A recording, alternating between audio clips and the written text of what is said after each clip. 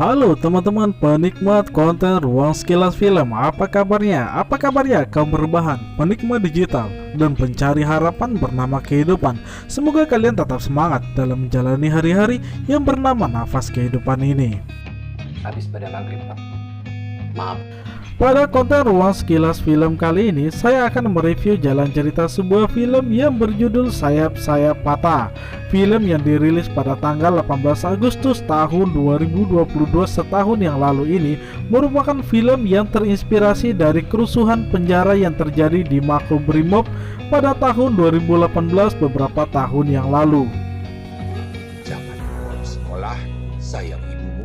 Film Sayap-Sayap Patah yang disutradarai oleh Rudi Sudjarwo ini dibintangi oleh banyak sekali aktor-aktor ternama Indonesia. Antara lain ada Nicholas Saputra, Ariel Tatum, Revaldo, Poppy Sofia, bahkan di sini juga ada Arya Wahab. Tapi yang menariknya dari film Sayap-Sayap Patah ini ada musisi-musisi Indonesia yang juga ikut berperan dalam film ini, yakni Nugi dan Iwaka. Mereka berdua memerankan peran antagonis dan protagonisnya yang menurut saya sangat keren sekali. Film ini dimulai dengan penyergapan yang dipimpin oleh Nicholas Saputra yang berperan sebagai Aji. Dia bersama timnya melakukan pengintaian dan penangkapan terduga teroris yang bernama Murad yang telah banyak melakukan tindak kejahatan di Surabaya. Scene berpindah ke sebuah rumah sakit di mana tampak seorang perempuan sedang memeriksakan kandungannya. Perempuan tersebut bernama Nuni, istri Aji yang diperankan oleh Ariel Tatum. Dalam pemeriksaannya itu, Nuni kemudian diberitahu bahwa tekanan darahnya tidak stabil atau reklamasia, sehingga dia harus banyak beristirahat dan tidak terlalu lelah dalam bekerja. Nyeri di perut, ini sangat beresiko. Waktu berganti, Aji dan Nuni yang merupakan pasangan muda yang sedang menunggu kelahiran anak pertama mereka bertemu di jam makan malam. Terlihat Aji sangat lelah bekerja, sehingga Nuni pun tidak mengatakan hasil pemeriksaan kandungannya. Dia mengatakan bahwa semuanya baik-baik saja. Adegan berpindah saat Iwaka yang berperan sebagai Leon datang ke rumah Rosid yang diperankan oleh Aden Bajaj. Kedatangan Leon ke rumah Rosid ini adalah untuk melakukan cuci otak Rosid dan ponakannya yang bernama Desi untuk mau melakukan tindakan terorisme atas dasar agama. Mengantarkan kalian untuk memenuhi. Singkat cerita, Rosid pun sampai di kantor polisi. Di sana terlihat Aji dan rekan-rekannya sedang menyiapkan pemindahan Murad yang baru saja mereka tangkap beberapa hari yang lalu. Sebenarnya kedatangan Rosid sudah diamati oleh Aji, namun karena mereka harus segera memindahkan Murad, Aji pun meminta rekan lainnya untuk mengawasi Rosid yang terlihat sangat mencurigakan sampai di kantor polisi ini. Dan tidak disangka setelah proses pemindahan Murad ke tahanan yang baru dan Aji yang memberi kabar ke istrinya, seorang perempuan muda terlihat berpapasan dengan Rosid berjalan perlahan menuju ke kantor polisi. Dan tidak jauh dari sana, Leon bersama Rosid terlihat sedang mengendalikan sebuah remote jarak jauh yang akan menghasilkan sebuah ledakan yang sangat besar. Sebuah ledakan besar terjadi di markas kepolisian itu. Polisi dan masyarakat banyak yang terluka dan meninggal. Aji dengan muka yang penuh dengan debu, asap dan luka terdiam dengan ledakan yang baru saja menewaskan banyak orang. Sebaliknya, Leon terlihat tersenyum puas dengan hasil kerja Rosid yang telah mengorbankan Desi, ponakan Rosid, untuk menjadi bom bunuh diri. Adegan kemudian berpindah ke rumah Aji di mana Nuni masih khawatir akan keselamatan suaminya. Namun saat dia melihat suaminya datang dengan kondisi selamat, Nuni pun memeluk suaminya bersyukur suaminya selamat dari aksi teror tersebut. Di tempat terpisah, Leon terlihat berbicara dengan seseorang yang bernama Abu Thayyib. Leon berencana untuk menghilang dari kejaran polisi setelah aksi teror yang sudah mereka lakukan. Rosid pun diperintahkan untuk ikut dengan Abu Thayyib sebelum mereka merencanakan sesuatu hal yang lebih besar. Adegan kembali berpindah saat Murad sedang diinterogasi oleh Sadikin yang diperankan oleh Nugi. Dengan metode unik Sadikin ini, Murad yang awalnya diam akhirnya mau berbicara, di mana dia akhirnya mengaku atas kejahatan yang sudah dia perbuat. Sementara itu, Nuni berkunjung ke rumah almarhum Ridwan, rekan Aji yang tewas akibat bom bunuh diri beberapa waktu yang lalu. Istrinya yang masih sangat syok kemudian memeluk Nuni seolah berbagi kesedihan. Melihat tangis istri Ridwan membuat Nuni semakin tidak tenang. Dia panik dan syok. Hingga pada akhirnya Nuni pun memutuskan untuk pulang ke rumah orang tuanya yang ada di Jakarta. Awalnya terjadi perselisihan antara Nuni dan Aji. Walaupun pada akhirnya Aji pun rela untuk melepas Nuni kembali ke Jakarta ke rumah orang tuanya untuk menenangkan dirinya. Walaupun kepergian istrinya hanya sementara waktu, namun Aji tetap merasa kehilangan akan sosok istrinya yang biasa tersenyum kepadanya saat dia pulang dari bekerja. Sementara itu, berbekal pengakuan dari Murad, didapat informasi tentang keberadaan Leon dan Abu Thaib. Operasi penangkapan kelompok teror yang dipimpin oleh Abu Thaib dan Leon pun dijalankan. Operasi keamanan yang melibatkan banyak polisi termasuk Aji pun dilakukan dengan cara struktur dan sistematis. Tembak-menembak, kejar-mengejar hingga bongkar paksa pun terjadi pada saat itu demi untuk mengejar kelompok Leon dan Abu Thaib. Singkat cerita, hampir semua komplotan berhasil mereka tangkap, termasuk Leon yang menjadi pimpinan mereka.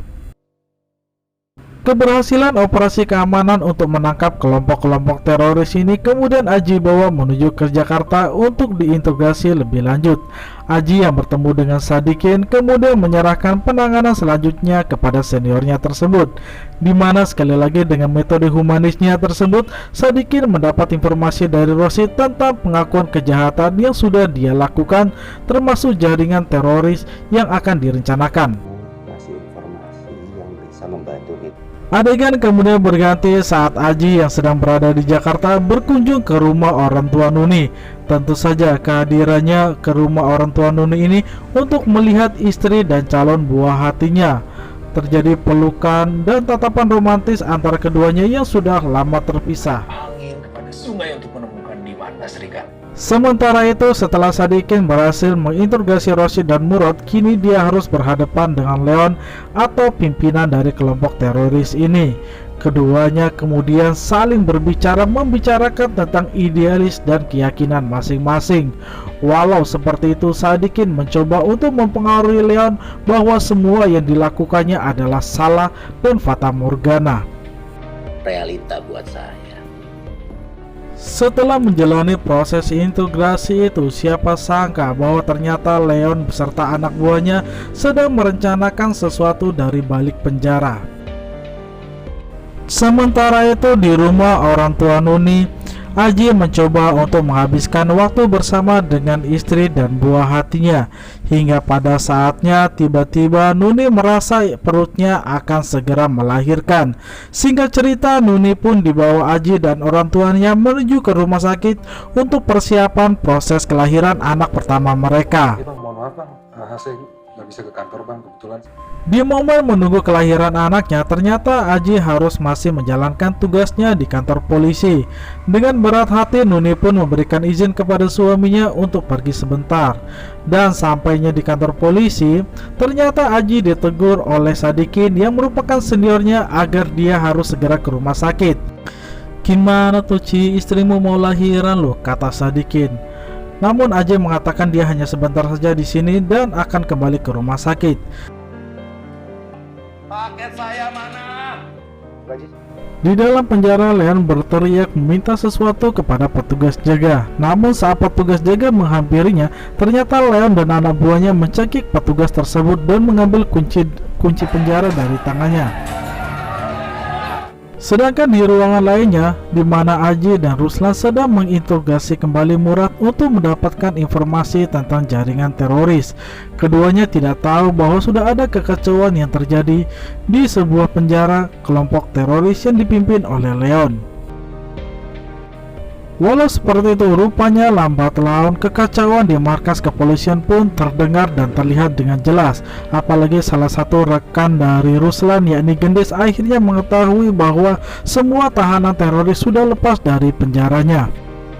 Kekacauan ini pun kemudian diberitahukan ke Ruslan. Singkat cerita, Aji, Ruslan, dan Gendis mencoba untuk melihat kondisi penjara. Sebaliknya, Murad dengan kondisi yang lengah akhirnya membunuh salah satu polisi dengan tembakannya yang bertubi-tubi.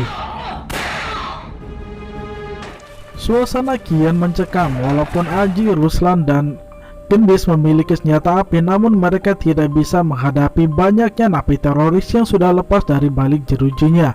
Singkat cerita, para napi teroris pun mengamuk dan menghajar satu persatu anggota kepolisian yang ada di markas tersebut. Dengan kondisi yang sangat genting ini, Gendis pun mencoba untuk menghubungi atasannya Sadikin. Gendis mengatakan bahwa kondisi Makobrimob sudah kacau karena napi teroris sudah keluar dari penjara. Kini mereka yang bertahan di Makobrimob dianiaya oleh banyaknya massa napi teroris di situ.